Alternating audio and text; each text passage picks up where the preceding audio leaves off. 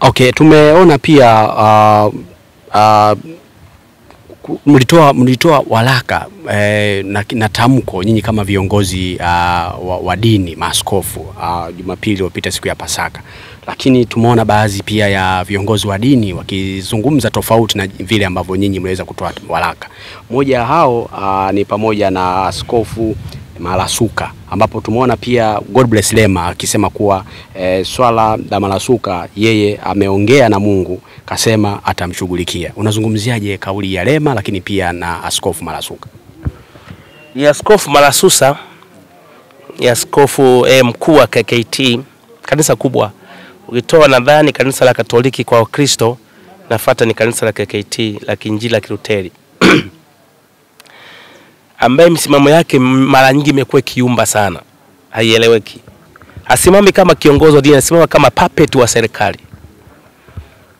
Na katika mazingira ya nyaraka za kiaskofu zinavyotoka, hasa makanisa makubwa kama yale, inasikitisha mno kwamba kanisa lake haitoi nyaraka zilizonyoka za kueleweka. Kiasi kwamba huyu mtu huyu kuanzia uchaguzi wake wa uaskofu ulivyopatikana au kupatikana kwa namna ambayo ilikuwa ni halali sana, ni baada ya kuwaengua watu wengine kama kina Askofu Bagonza na wengine wakaenguliwa pale. Engwe ilianzia KKT ndani, mwenyewe mle ndani. Usalama alikuwa umejaa pale na vitu vurugu tupu. Maandalizi yake yalivyokuwa, uchaguzi ulivyokuwa, ulikuwa uchaguzi ambao ulikuwa ni uchaguzi wa hovyo mno. Pengine haja kutokea katika kanisa la KKT. Kuingia kule aliingia kwa maslahi, nadhani sio maslahi ya kuwapigania wa KKT wenyewe. Na hili na wanawasa wa KKT wenyewe actually wao makini kupata viongozi namna hii wanaomisilidi na kuwafanya onekane ni kama wanatetea maovu yanayoendelea katika taifa letu. Moja ya kazi ya maaskofu actually ni kukemea maovu na mabaya yanapotendeka na kwa watu wote, sio tawa peke yake. Hata kama kipezea ukifanya mambo ya hovyo, lazima mkemee. Kitabu cha Isaya inasema, Isaya 58 inasema, pigeni kelele msiache, pazeni sauti zenu kama tarumbeta, waambie watu makosa yao na dhambi. Hasa kazi mojawapo ya maaskofu ni kuona jambo gani ambalo hili halijakasa, wanatoa matamko. Swala la bandari, maaskofu toa nyaraka. Swala la utekaji, maaskofu toa nyaraka. Swala la Wamasai, maaskofu toa nyaraka. Maswala mengi ambayo yalikuwa sio mazuri kwa taifa letu, maaskofu toa nyaraka zimenyoka. KKT nyaraka zake hazijanyoka, zimepinda tu. Katika mazingira hayo ni makosa ya kiongozi wao mkuu. Ilo la Lema siwezi kusemea sana kwa sababu Mungu anaongea na watu wake kwa namna yao, lakini naamini Mungu anaongea na watu.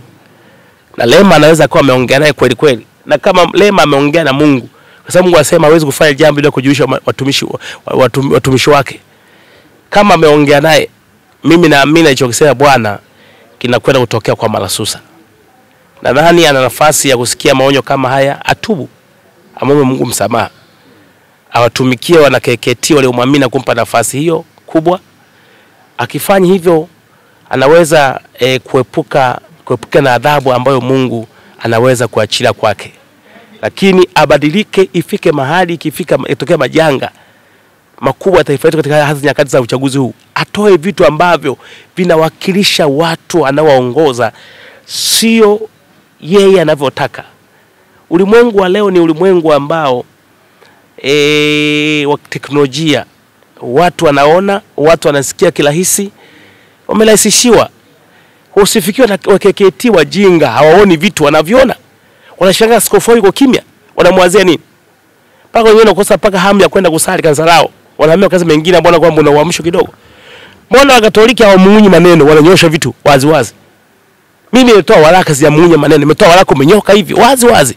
Nikasema Bwana, Pasaka hii ambayo ni muhimu kusikose wa Kristo, ni wakati wa mateso makubwa ya Yesu Kristo, lakini kwa ni wakati wa ushindi mkubwa wa Yesu Kristo, na wokovu na nguvu yote ya Kristo lianzia hapo.